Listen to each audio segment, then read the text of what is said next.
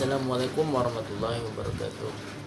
Alhamdulillahirabbil alamin. Assalatu wassalamu ala asyrofil anbiya'i wal mursalin wa ala alihi wa sahbihi ajma'in. Qala musannifu rahimahullah wa nafa'na bi ulumihi fid darin amin. Qala Allah ta'ala fil Qur'anil azim. Bismillahirrahmanirrahim. Wa min ayatihi an khalaqakum min turabin summa idza antum basharun tantashirun. Allah Subhanahu wa taala berfirman dalam Quran surah Ar-Rum ayat 20, yang mana artinya wa min ayatihi an khalaqakum, dan di antara bukti-buktinya ialah diciptakannya kamu sekalian dari min turabin, dari bertanah, summa idza antum basyarun tantashirun, kemudian dijadikanlah kamu sekalian bertebaran ke seluruh permukaan bumi. Pada tafsir Quran surah Ar-Rum ayat 20, Quraisy Shihab dalam tafsirnya Tafsir Al-Misbah jelaskan bahwa di antara bukti-bukti kekuasaannya ialah Dia telah menciptakan asal-usul kejadian kamu daripada tanah yang kamu ketahui tidak memiliki unsur kehidupan. Seperti yang kita ketahui bersama bahwa tanah itu ialah suatu benda yang mati pada hakikatnya. Tetapi di sini Allah Subhanahu wa taala dengan kekuasaannya menciptakan manusia daripada tanah. Lalu kemudian tiba-tiba tanpa campur tangan dan tanpa dapat diduga oleh siapapun, kamu menjadi manusia yang berkembang biak dan bertebaran, bukan saja di permukaan bumi tetapi juga di angkasa. Bahkan ada manusia yang telah sampai ke bulan dan banyak yang membayangkan dapat hidup bertebaran di planet-planet lainnya. Nah, dari sini dapat dipahami bahwa Allah Subhanahu wa taala pada hakikatnya menciptakan manusia daripada tanah. Seperti yang diketahui, tanah itu pada dasarnya bukanlah suatu benda yang hidup, tetapi Allah Subhanahu wa taala dengan kekuasaannya menciptakanlah manusia daripada tanah itu, sehingga terciptalah manusia di dunia ini. Di sini Allah Subhanahu wa taala selain menciptakan manusia untuk diciptakan dan berkembang biak, tetapi juga untuk bertebaran di muka bumi, baik di permukaan bumi maupun di luar angkasa sana. Dalam firman-Nya, khalaqakum min turabin, mana Dia telah menciptakan kamu daripada tanah. Secara khusus, tanah di sini bukanlah tanah yang pada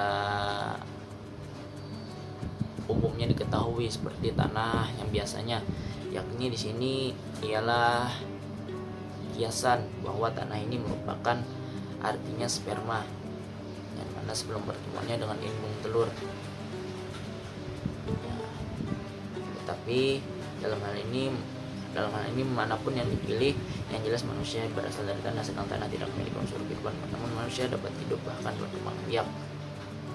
Jadi suatu hal yang terlihat mustahil, yang seperti tanah yang tidak memiliki unsur-unsur kehidupan, dapat menjadikan dan membentuk manusia sendiri dengan kekuasaan Allah Subhanahu wa taala.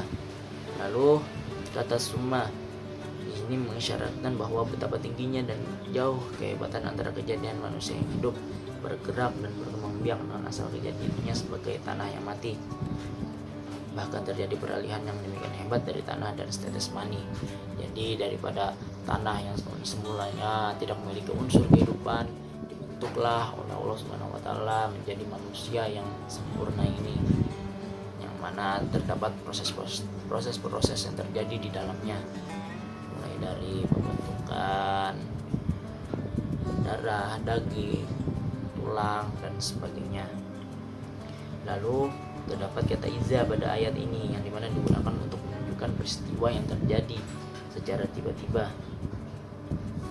Yang ini mana tertuju pada kejadian manusia, yakni dalam arti tiba-tiba, karena maknanya terjadi, yang mana manusia ini sebelumnya tercipta daripada tanah, kemudian ia dilahirkan tiba-tiba seperti tanpa ada proses, tetapi dadakan terjadi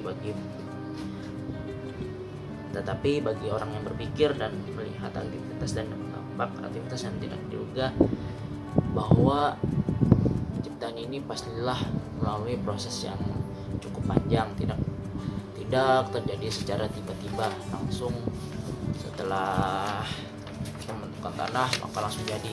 Itu tidak bisa, harus ada proses yang dilakukan secara biologinya. Dijelaskan juga secara rinci mengenai proses penciptaan manusia ini. Lalu ada kata basyar, di mana di sini digunakan Al-Quran untuk menunjuk manusia secara umum bahwa semuanya memiliki persamaan dalam potensi kemanusiaan dan tanpa mempertimbangkan perbedaan dalam sifat-sifat individual atau tingkat kecerdasan pikiran dan emosi masing-masing.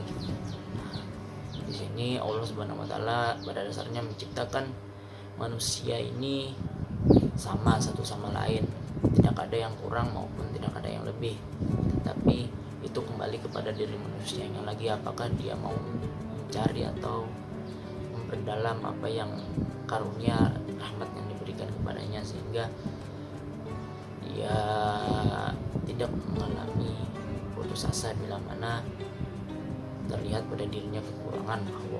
Karena pada dasarnya manusia sekalian ini diciptakan sama satu sama lain, yang membedakan ialah usahanya untuk meraih daripada kebaikan terutama pada dirinya sendiri. Fakhruddin Ar-Razi dalam tafsirnya mengatakan bahwa kata basyar ialah sebagai makhluk yang memiliki potensi mengetahui. Nah, dari sini dapat kita ketahui bahwa Allah Subhanahu wa taala menciptakan manusia ini ialah untuk mengetahui.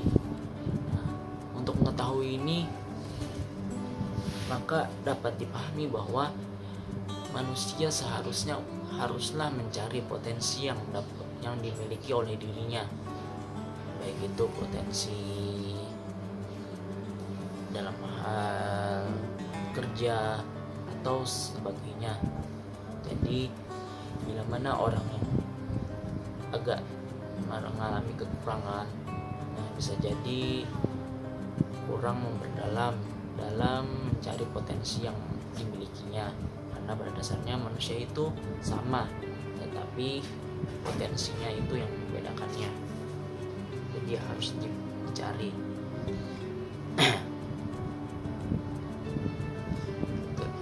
Fakhruddin Ar-Razi mengatakan bahwa manusia menjadi manusia bukanlah karena geraknya, sebab binatang pun bergerak. Binatang tidak memiliki potensi berpengaruh, sedang kata tantashirun dipahami oleh ulama itu sebagai potensi penggerak, mana potensi pengetahuan dan bergerak sungguh jauh dari sifat tanah, namun itu dimiliki manusia yang asalnya adalah tanah. Ini ialah sesuatu yang sangat menakjubkan dari ciptaan Allah Subhanahu wa taala.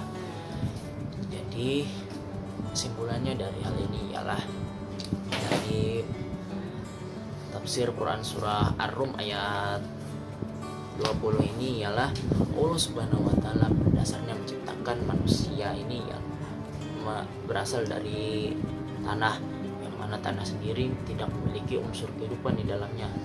Nah, dengan kekuasaannya Allah Subhanahu wa taala menciptakan manusia itu pada tanah yang tidak memiliki unsur kehidupan sehingga memiliki unsur kehidupan, baik itu berpikir maupun untuk bergerak. Nah, dari sini Allah Subhanahu wa taala juga menciptakan pada diri manusia akal.